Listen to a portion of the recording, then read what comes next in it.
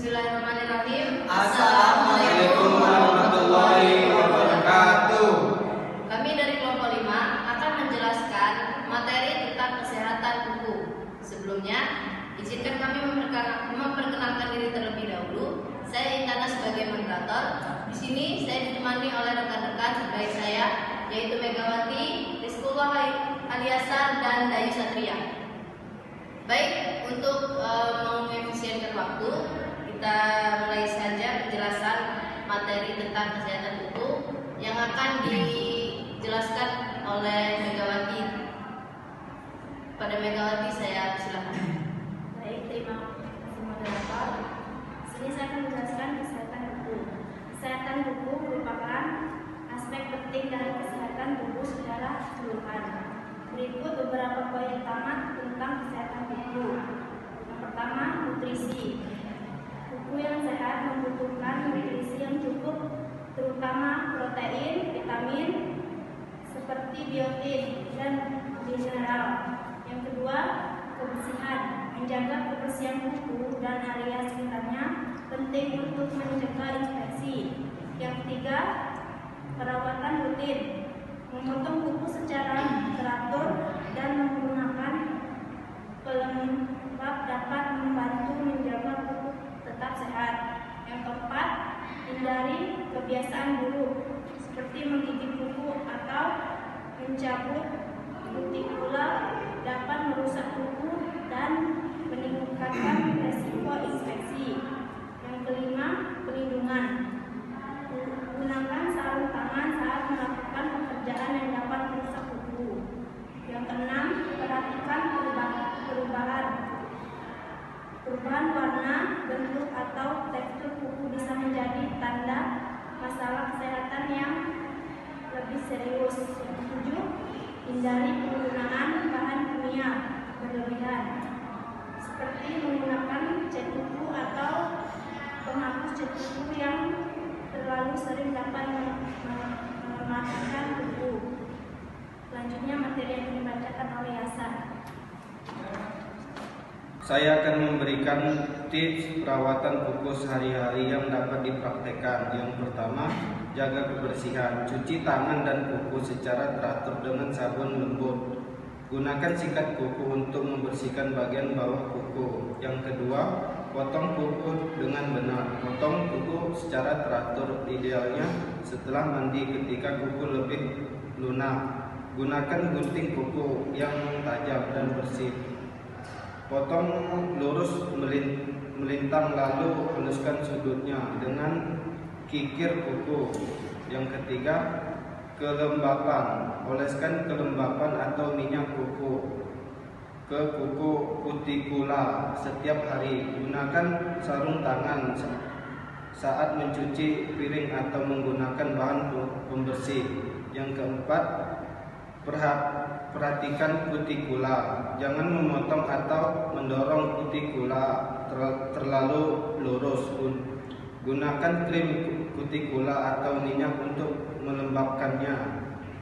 Yang kelima, hindari kebiasaan buruk. Jangan menggigit kuku atau menarik kutikula. Hindari menggunakan kuku sebagai alat untuk membuka atau mengoleskan sesuatu. Yang keenam, konsumsi makanan kaya protein, biotin atau vitamin C untuk mendukung pertumbuhan kuku yang sehat. Minum cukup air untuk menjaga hidrasi. Yang ketujuh, gunakan cat kuku. Berikan jeda antara penggunaan cat kuku untuk membiarkan kuku bernapas. Gunakan base coat untuk melindungi kuku dari pewarna. Pilih penghapus cat kuku yang lembut, hindari yang mengandung aseton terlebih dahulu. Yang ke-8, perawatan khusus. Gunakan krim tangan dan kuku sebelum tidur. Lakukan peredaman kuku dalam minyak zaitun hangat sekali seminggu untuk meningkatkan kekuatan kuku. Yang ke-9, perhatikan tanda-tanda masalah. Segerakan tangani jika ada tanda-tanda infeksi atau perubahan warna yang tidak normal. Yang ke-10, perlindungan. Gunakan sarung tangan saat melakukan pekerjaan rumah tangga atau berkebun. Aplikasikan scan screen pada tangan dan kuku pada saat aktivitas di luar ruangan. Cukup sekian, dan materi selanjutnya akan dibacakan oleh Dayu. Baik, di sini saya akan melanjutkan materi. Untuk menjaga kesehatan kuku, ada beberapa alat yang dapat kita gunakan. Berikut adalah daftar alat-alat yang berguna untuk perawatan kuku. Dan di sini kami hanya membawa satu contoh alat untuk perawatan yang mudah kita bawa kemana-mana. 1. Gunting kuku untuk memotong kuku dengan rapi. 2. Gigit kuku untuk menghaluskan dan membentuk tepi kuku setelah dipotong. 3. Pemotong kutikula untuk memotong kutikula yang berlebihan dengan hati-hati. Gunakan dengan sangat hati-hati. Yang 4. Mendorong kutikula untuk mendorong kutikula ke belakang dengan lembut. Sikat kuku untuk membersihkan bagian bawah kuku dan di sekitarnya. Yang 6. Buffer kuku untuk menghaluskan permukaan kuku dan memberikan kilau alami. Yang 7. Pelembab kuku dan kutikula, biasanya dalam bentuk krim atau minyak untuk menjaga kelembapan. Yang 8. Sarung tangan pelindung untuk melindungi kuku saat melakukan pekerjaan rumah tangga. Yang 9. Alat manikur set, biasanya termasuk berbagai alat kecil untuk perawatan kuku. Yang 10. Perendaman kuku, wadah khusus untuk merendam jari dan kuku. Yang 11. Penjepit kutikula untuk memotong kulit mati di sekitar kuku. Gunakan dengan hati-hati. Pemutih kuku untuk membersihkan wadah pada kuku. Yang 13. Penguat kuku, produk yang diaplikasikan untuk memperkuatkan kuku yang rapuh. Yang terakhir, vitamin kuku, suplemen topikal atau oral untuk mendukung kesehatan kuku. Ingatlah bahwa beberapa alat seperti pemotong kutikula dan penjepit kutikula harus digunakan dengan sangat hati-hati untuk menghindari cedera. Selalu pastikan alat-alat ini bersih sebelum digunakan untuk mencegah infeksi. Materi selanjutnya akan dilanjutkan oleh Mbak Intan. Baik, terima kasih dari Satria. Di sini saya akan menjelaskan tentang kerusakan kuku dapat disebabkan oleh berbagai faktor. Yang pertama itu faktor eksternal.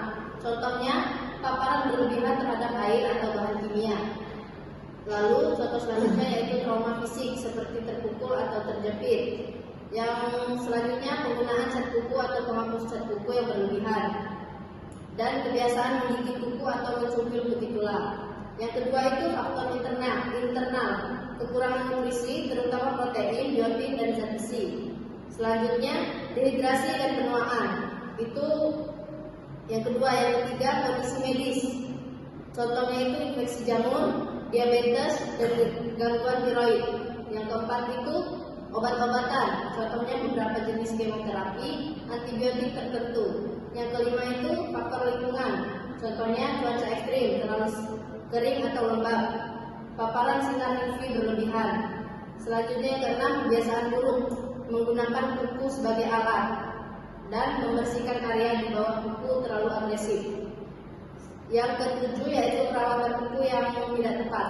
Contohnya memotong kuku terlalu pendek dan menggunakan alat manikur yang tidak steril.